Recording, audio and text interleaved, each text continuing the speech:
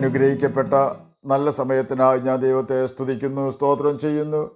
ദൈവവചനം ശ്രവിച്ചുകൊണ്ടിരിക്കുന്ന എല്ലാ ദൈവമക്കൾക്കും വീണ്ടും വരാമെന്നരുളി ചെയ്തവനായ കർത്താവായ യേശു ക്രിസ്തുവിൻ്റെ ധന്യനാമത്തിൽ ഞാൻ എൻ്റെ സ്നേഹവന്ദനം അറിയിക്കുന്നു. ഇന്നത്തെ അല്പസമയത്തെ ചിന്തയ്ക്കായി 50-ാം സങ്കീർത്തനം 11-ാം വാക്യത്തിൻ്റെ ആദ്യ ഭാഗം നമുക്ക് വായിക്കാം. മലകളിലെ പക്ഷികളൊക്കെയും ഞാൻ അറിയുന്നു. അനുഗ്രഹിക്കപ്പെട്ട ഒരു വേദവാക്യമാണ് നാം കേട്ടത്. കർത്താവ് പറയുകയാണ്, മലകളിലെ പക്ഷികളൊക്കെയും താൻ അറിയുന്നു എന്ന്. ഭൂമിയിൽ എത്ര തരം പക്ഷികൾ ഉണ്ടെന്ന് കണ്ടെത്തുവാനൊരു പക്ഷി ഗവേഷകനും സാധിക്കുകയില്ല. കുറേയൊക്കെ സാധിച്ചു എന്ന് വന്നേക്കാം. എന്നാൽ നമ്മുടെ കർത്താവ് പറയുകയാണ്, മലകളിലെ പക്ഷികളൊക്കെയും ഞാൻ അറിയുന്നു എന്ന്. ദൈവം പക്ഷികളെ അറിയുന്നു എന്ന് പറഞ്ഞാൽ എത്ര തരം പക്ഷികൾ ഉണ്ടെന്നുള്ള അറിവല്ല, പിന്നെയോ ഞാൻ പക്ഷികളെയൊക്കെയും ഓർക്കുന്നു എന്ന അർത്ഥവും അതിനുണ്ട്. ഏത് ഭക്ഷണമാണ് ഓരോ ഇനത്തിൽപ്പെട്ട പക്ഷികളും ഭക്ഷിക്കുന്നത് എന്ന് മനസ്സിലാക്കി അതതിൻ്റെ തീൻ ഭൂമിയിൽ സൃഷ്ടിക്കുന്നു. പല കീടങ്ങളും മനുഷ്യർക്ക് ശല്യമാണെങ്കിലും അതെല്ലാം ചില പക്ഷികളുടെ ഭക്ഷണമായി ദൈവം ഭൂമിയിൽ സൃഷ്ടിച്ചിരിക്കുന്നതാണ്.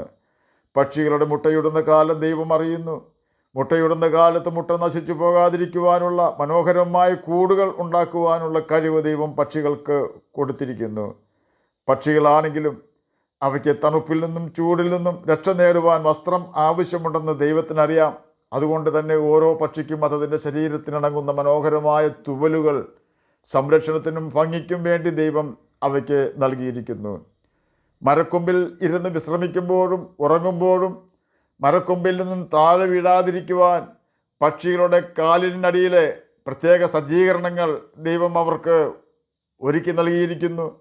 സന്താനവർദ്ധനവിനായി പ്രത്യുൽപാദന പ്രക്രിയ പക്ഷികൾക്കും ദൈവം നൽകിയിട്ടുണ്ട്. ശ്രദ്ധയോടെ തൻ്റെ കുഞ്ഞുങ്ങൾക്ക് പരിചരണം നൽകുവാനുള്ള കഴിവ് പക്ഷികൾക്ക് ദൈവം കൊടുത്തിരിക്കുന്നു. ശത്രുവിൽ നിന്നും പറന്ന് രക്ഷപ്പെടുവാൻ ആവശ്യമായ മനോഹരമായ ചിറകുകൾ അവയ്ക്ക് നൽകിയിരിക്കുന്നു. അത് ദൈവം പക്ഷികളെ ഓർക്കുകയും അവയെ വ്യക്തിപരമായി അറിയുകയും അവയെ സംരക്ഷിക്കുകയും ചെയ്യുന്നു. പക്ഷികൾ മനുഷ്യവർഗത്തിന് ശല്യമായി തീരാതിരിക്കുവാൻ ശക്തന്മാരായ പക്ഷികളെ വലിയ മലകളിൽ വസിക്കുമാറാക്കിയിരിക്കുന്നു. മനുഷ്യർക്ക് പക്ഷികളെക്കുറിച്ച് ചെറിയ അറിവുണ്ടെങ്കിലും അവയെ നന്നായി മനസ്സിലാക്കുവാനും അവയുടെ ദിവസേനയുള്ള എല്ലാ കാര്യങ്ങളും നിവർത്തിച്ച് കൊടുക്കുവാനും ദൈവം ശക്തനാണെന്ന് നാം മനസ്സിലാക്കണം. എന്നാൽ ഇതിനേക്കാളും എത്രയോ ശ്രേഷ്ഠമായാണ് പ്രിയ ദൈവമകനെ, ദൈവമകളെ, ദൈവം നമ്മെ അറിയുന്നത്. നമുക്കെന്തെല്ലാം ആവശ്യങ്ങളുണ്ടെന്ന് ദൈവത്തിന് നല്ല അറിവുണ്ട്. അവൻ നമ്മെ അറിയുക മാത്രമല്ല, ആകാശത്തിലെ പക്ഷികളെക്കാളും കാട്ടിലെ മൃഗങ്ങളെക്കാളും നമ്മെ ജ്ഞാനികളായി സൃഷ്ടിച്ചിരിക്കുന്നു. പ്രപഞ്ചത്തിൽ മറ്റു ജീവജാലങ്ങൾക്കില്ലാത്ത വലിയ കഴിവുകളും വിശേഷമായ അറിവുകളും ദൈവം നമുക്ക് തന്നിരിക്കുന്നു. അതുകൊണ്ടാണ് യേശു പറഞ്ഞത്, വയലിലെ പുല്ലിനെ ദൈവം ഇങ്ങനെ ചമയിക്കുന്നുവെങ്കിൽ അല്പവിശ്വാസികളെ നിങ്ങളെ എത്രയധികം എന്ന്. ദൈവം നമ്മുടെ അവസ്ഥകൾ, ആവശ്യങ്ങൾ എല്ലാം കൃത്യമായി അറിയുന്നുണ്ട്. തൻ്റെ ശിഷ്യന്മാരോട് യേശു പറയുകയാണ്, ഈ പുരുഷാരം ഇപ്പോൾ 3 നാളായി എന്നോടുകൂടെ പാർക്കുന്നു. അവർക്ക് ഭക്ഷിപ്പാനൊന്നുമില്ലായകൊണ്ട് എനിക്ക് അവരോട് അലിവ് തോന്നുന്നു. ഞാൻ അവരെ പട്ടിണിയായി വീട്ടിലേക്ക് അയച്ചാൽ അവർ വഴിയിൽ വെച്ച് തളർന്നു പോകും. അവരിൽ ചിലർ ദൂരത്തു നിന്നും വന്നവരല്ലോ. മർക്കോസ് എഴുതിയ സുവിശേഷം 8-ാം അധ്യായം 2-3 വാക്യങ്ങളാണ് നാം കേട്ടത്. തൻ്റെ കൂടെ 3 ദിവസം ഇരുന്ന് വചനം കേട്ട ജനത്തെക്കുറിച്ച് പറയുന്ന ചില വാക്കുകൾ നമുക്ക് പരിശോധിക്കാം. 3 ദിവസമായി അവർ എന്നോടുകൂടെ വസിക്കുന്നു എന്ന ചിന്ത യേശുവിന് ഉണ്ടായിരുന്നു. തൻ്റെ കൂടെ 3 ദിവസമായി വചനം കേട്ടുകൊണ്ടിരുന്നവർക്ക് ഭക്ഷിപ്പാനൊന്നും ഇല്ല എന്ന് കർത്താവിന് കൃത്യമായി അറിവുണ്ട്. തന്നെയുമല്ല, ഭക്ഷിപ്പാൻ കൈവശമൊന്നും ഇല്ലാതിരുന്ന ജനത്തെക്കുറിച്ച് അലിവ് തോന്നുന്നവനായ ഒരു കർത്താവിനെ നമുക്കവിടെ കാണുവാൻ കഴിയും. പട്ടിണിയായി അവരെ വീട്ടിലേക്ക് അയക്കുവാൻ വേണമെങ്കിൽ കർത്താവിന് കഴിയുമായിരുന്നു. എന്നാൽ അവർ വഴിയിൽ വെച്ച് ഭക്ഷണം കഴിക്കായികയാൽ തളർന്നു പോകുമെന്ന് യേശുവിന് അറിയാം. തന്നെയുമല്ല, യേശുവിനോട് കൂടെ 3 ദിവസം വചനം കേട്ടുകൊണ്ടിരുന്ന ജനക്കൂട്ടത്തിൽ ചിലർ അതിദൂരത്തു നിന്നും വന്നവരാണെന്ന് യേശുവിന് കൃത്യമായി അറിവുണ്ടായിരുന്നു. ഇന്നത്തെ പോലെ രജിസ്ട്രേഷൻ ഒന്നും ഉണ്ടായിരുന്നില്ലെങ്കിൽ പോലും വലിയ കൂട്ടം ജനങ്ങളിൽ ദൂരത്തു നിന്നും വന്ന ചിലരെ കൃത്യമായി കണ്ടെത്തിയ ഒരു നാഥനാണ് കർത്താവായ യേശു ക്രിസ്തു. തന്നെയുമല്ല, അവരുടെ ഹൃദയത്തിൻ്റെ വ്യതയും കർത്താവിന് മനസ്സിലായി. അവർ വഴിയിൽ വെച്ച് തളർന്നു പോയേക്കും എന്നല്ല, തളർന്നു പോകും എന്നാണ് യേശു പറഞ്ഞത്.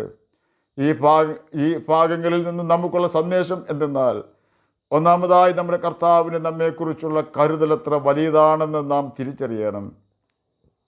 നാം കർത്താവിനോടുകൂടെ സമയം ചിലവഴിക്കുവാൻ തയ്യാറായാൽ നമ്മെ കൃത്യമായി മനസ്സിലാക്കുന്നവനാണ് കർത്താവായ യേശു ക്രിസ്തു.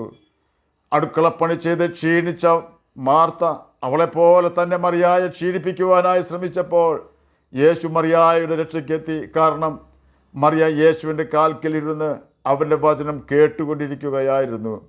അടുക്കളയിൽ എത്ര തിരക്കാണെങ്കിലും ഓർക്കുക, യേശുവിൻ്റെ കൂടെയുള്ള വാസം വിട്ടുകൊണ്ട് നാം തിരക്കുള്ളവർ ആകരുത്. യേശുവിനോടൊപ്പം സമയം ചിലവഴിച്ചതിന് ശേഷം മാത്രം ജോലികൾക്കോ അടുക്കളപ്പണിക്കോ പോകൂ. യേശുവിൻ്റെ പ്രവൃത്തി ജോലിസ്ഥലത്തും അടുക്കളയിലും നടക്കുന്നത് കണ്ട് നമുക്ക് സന്തോഷിക്കുവാൻ കഴിയും. ഓർക്കുക, യേശുവിനോട് കൂടെ 3 ദിവസം ചിലവഴിച്ച് യേശുവിൻ്റെ വചനം കേട്ടവരെ കുറിച്ചാണ് യേശു സംസാരിച്ചത്. പുരുഷാരത്തിന് ഭക്ഷിക്കുവാൻ ഒന്നും ഇല്ലായിരുന്നുവെന്ന് യേശുവിനറിയാമായിരുന്നു. യേശുവിന് അവരോട് കരുണ തോന്നി. ഏത് കാര്യത്തിലുള്ള ഇല്ലായ്മയും മനസ്സിലാക്കുന്നവനാണ് കർത്താവായ യേശു ക്രിസ്തു. യേശുവിനോട് കൂടെ സമയം ചിലവഴിക്കുന്നത് ഒരു ശീലമാക്കണം.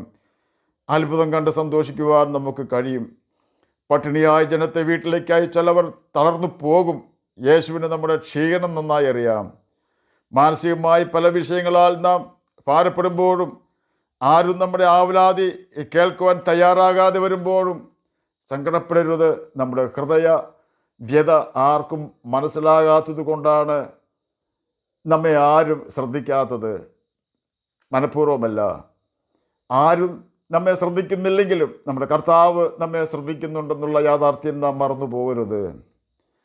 ഒരുപക്ഷെ നാം പ്രതീക്ഷ വെച്ചിട്ടുള്ളവർക്ക് നമ്മേക്കാൾ കൂടുതൽ പ്രതിസന്ധികൾ ഉണ്ടാകും. അതുകൊണ്ടാണ് അവർ നമ്മെ ശ്രദ്ധിക്കാത്തത്. മനുഷ്യരിൽ ആശ്രയിക്കരുത്, പ്രഭുക്കന്മാരിൽ ആശ്രയിക്കരുത്.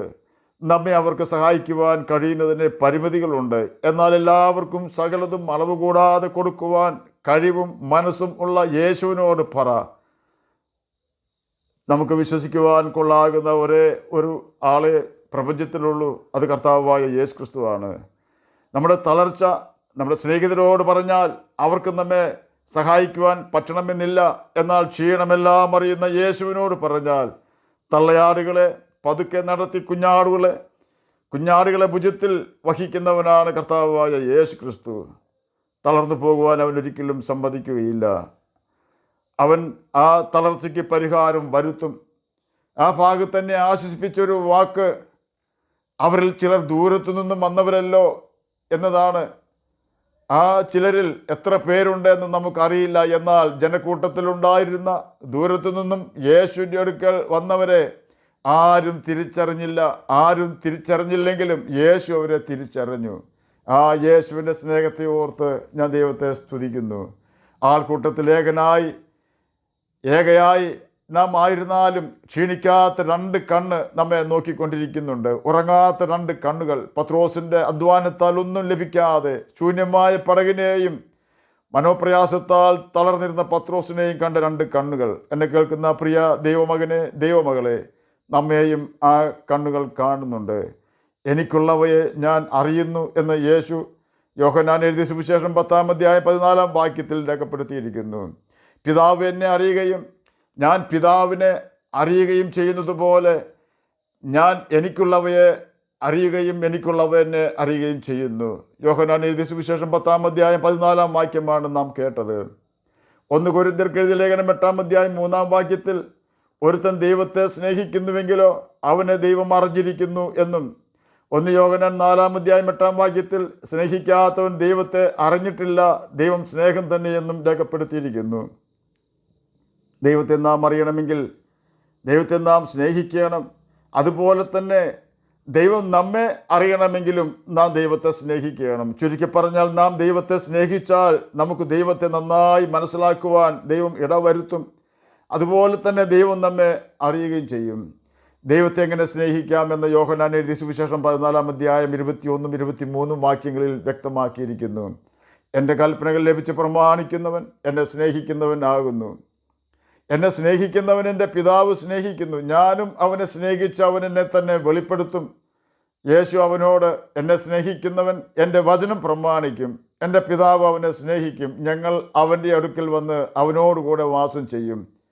യോഹന്നാൻ എഴുതിയ സുവിശേഷം 14-ാം അധ്യായം 21-23 വാക്യങ്ങളാണ് നാം കേട്ടത്. ഇപ്രകാരം വചനം അനുസരിച്ച് ജീവിച്ചാൽ നിശ്ചയമായും നമ്മുടെ പ്രതിസന്ധി നമ്മുടേതല്ല, കർത്താവായ യേശു ക്രിസ്തുവിൻ്റേതായി തീരും. ആകയാൽ നമ്മെ അറിയുന്ന കർത്താവിനെ അനുസരിച്ചുകൊണ്ട് നമുക്കവനെ സ്നേഹിക്കാം. യേശുവിൻ്റെ മടങ്ങി വരവിന് കാത്തിരുന്ന് ഉത്സാഹത്തോടെ നമുക്ക് മുന്നോട്ട് പോകാം. അവൻ്റെ കൽപ്പനകൾ അനുസരിച്ചുകൊണ്ട് നമുക്ക് നിത്യജീവനാവകാശികളായി തീരാം. അതിന് കർത്താവ് നമ്മെ സഹായിക്കട്ടെ എന്ന് പ്രാർത്ഥിച്ചുകൊണ്ട് ഞാൻ എൻ്റെ വാക്കുകളിൽ നിന്ന് വിരമിക്കുന്നു. നമുക്ക് പ്രാർത്ഥിക്കാം. ഞങ്ങളെ സ്നേഹിക്കുന്ന സ്വർഗീയ പിതാവേ, നല്ല സമയത്തിനായി അങ്ങയെ സ്തുതിക്കുന്നു, സ്തോത്രം ചെയ്യുന്നു. അങ്ങയുടെ വചനം പ്രമാണിച്ചുകൊണ്ട് ജ്യോതിഷികളെപ്പോലെ തിളങ്ങുവാനും കർത്താവെ നിത്യജീവനാവകാശികളായി തീരുവാനും അടിയനെ കേൾക്കുന്ന അങ്ങയുടെ കുഞ്ഞുങ്ങളെയും അങ്ങ് സഹായിക്കണമെന്ന് പ്രാർത്ഥിക്കുന്നു. അന്ത്യത്തോളം അങ്ങയുടെ വിശ്വസ്തരായിട്ട് ജീവിപ്പാൻ വേണ്ട ദൈവകൃപ ഞങ്ങൾക്ക് തന്ന് സഹായിക്കണമേ. രോഗത്താൽ ഭാരപ്പെടുന്നവർക്ക് രോഗസൗഖ്യം കൊടുക്കണമേ. സമാധാനമില്ലാത്തവർക്ക് സമാധാനം കൊടുക്കണമേ. പ്രാർത്ഥന കേട്ടതിനായി സ്തോത്രം. യേശുവിൻ്റെ നാമത്തിൽ തന്നെ ആമേൻ. കർത്താവ് എല്ലാവരെയും അനുഗ്രഹിക്കട്ടെ.